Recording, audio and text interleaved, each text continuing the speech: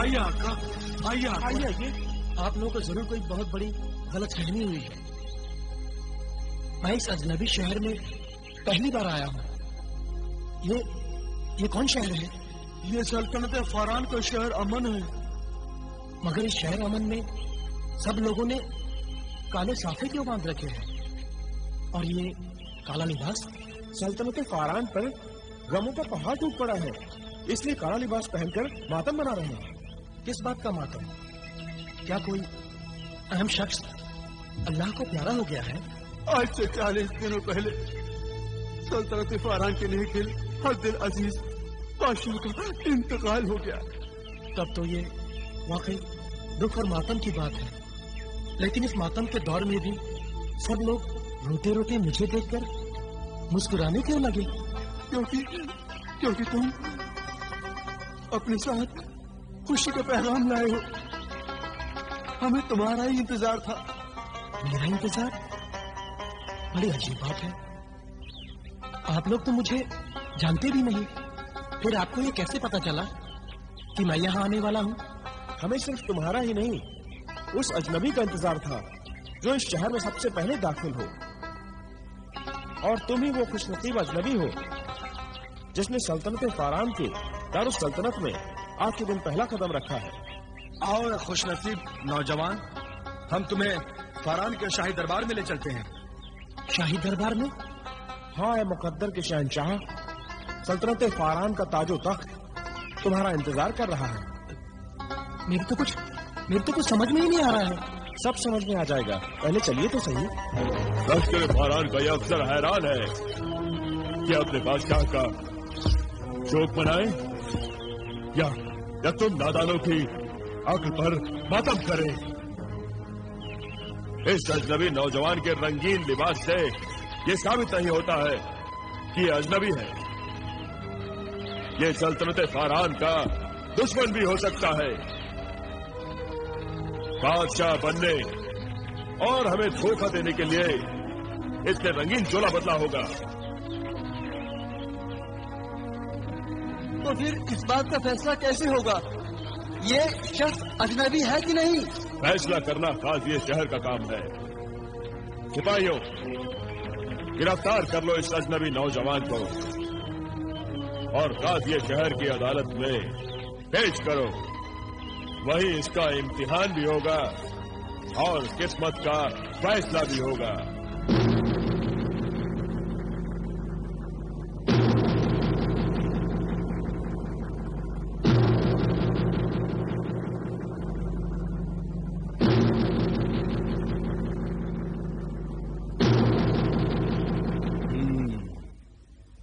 تو تمہارا نام بلال بن قاسم ہے؟ جی. اس کا دعویٰ ہے کہ یہ شخص اجنبی ہے، سلطنت فاران کا یہ شہری نہیں ہے اور یہ آج ہی اس شہر میں داخل ہوا ہے. کیوں نوجوان، تمہارا کیا خیال ہے؟ حضور، اول تو یہ بات ہی غلط ہے کہ میں نے اپنے اجنبی ہونے کا کوئی دعویٰ کیا ہے. تو تمہیں اعتراف ہے کہ تم اجنبی نہیں ہو؟ نہیں، میرے کہنے کا مطلب ہے کہ میں اجنبی تو ہوں، مگر میں نے ایسا کوئی دعویٰ نہیں کیا، کیونکہ جو اجنبی ہے وہ اجنبی ہی ہے، لہذا اسے ایسا کوئی دعویٰ کرنے کی کیا ضرورت؟ یہ تو بڑی عجیب سی بات ہے. دراصل جب سے میں شہر میں داخل ہوا ہوں مجھے شہر کی ہر بات بڑی عجیب سی لگ رہی ہے. اس شہر کا تو دستور ہی نرالا ہے. خدا را آپ مجھے معاف کریں اور شہر سے باہر جانے کی اجازت دیں. دودھ کا دودھ اور پانی کا پانی کرنے کا ایک نہایت ہی آسان طریقہ یہ ہے کہ اگر یہ شخص بلال بن قاسم ہے جو کہ مسلمان ہے، اگر یہ قرآن پر ہاتھ رکھ کر قسم کھا کر یہ کہے کہ یہ واقعی اجنبی ہے تو پھر کسی شک کی گنجائش نہیں رہے گی.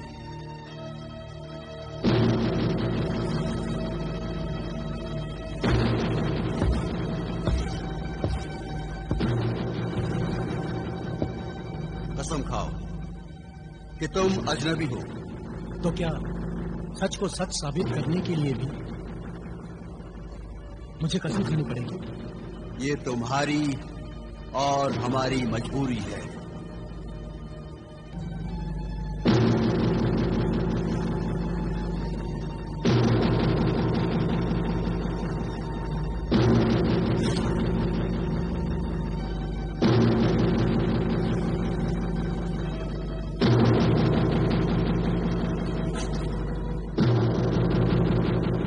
میں بلال بن قاسم قرآن پر ہاتھ رکھ کر قسم کھاتا ہوں کہ میں شہر امن اور ملک فاران میں اجنبی ہوں۔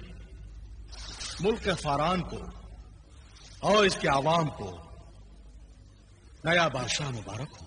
بادشاہ سلامت، بادشاہ سلامت، بادشاہ سلامت، بادشاہ سلامت، بادشاہ سلامت، بادشاہ سلامت، بادشاہ سلامت، بادشاہ سلامت۔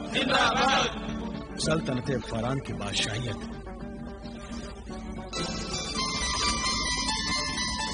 مبارک ہو۔ ملک فاران کا تاج مبارک ہو۔ مبارک تصویر، مبارک تصویر، مبارک تصویر، مبارک تصویر، مبارک ہو، مبارک ہو، مبارک ہو، مبارک ہو۔ عجیب مصیبت ہے،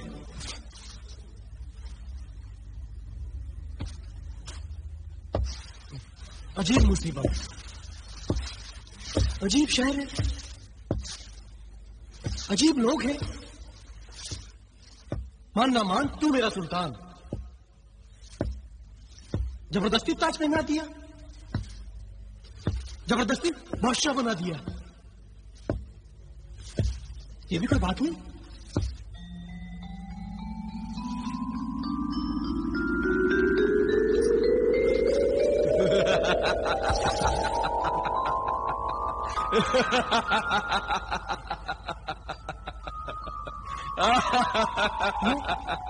یہ کیا ہو رہا ہے؟ کون ہو تم؟ مبارک ہو آقا، فاران کا تخت و تاج مبارک ہو۔ کون ہو تم؟ سامنے آؤ۔ کون ہو تم نے بتایا نہیں؟ آپ بھول گئے آقا، آپ کے اس غلام کا نام جن میں ریاست ہے، مرغ سعادت کا بایا حصہ آپ نے کھایا تھا، اس لیے میں آپ کا غلام ہو گیا ہوں، اور یہ تاج، یہ تخت اور یہ سلطنت میں نے آپ کے قدموں میں رکھ دی ہے۔ او، تو یہ سب تمہاری کرامات ہے، مگر یہ کرامت ہوئی کیسے؟ میری سمجھ میں تو نہیں آئی، کوئی کچھ بتاتا بھی نہیں ہے۔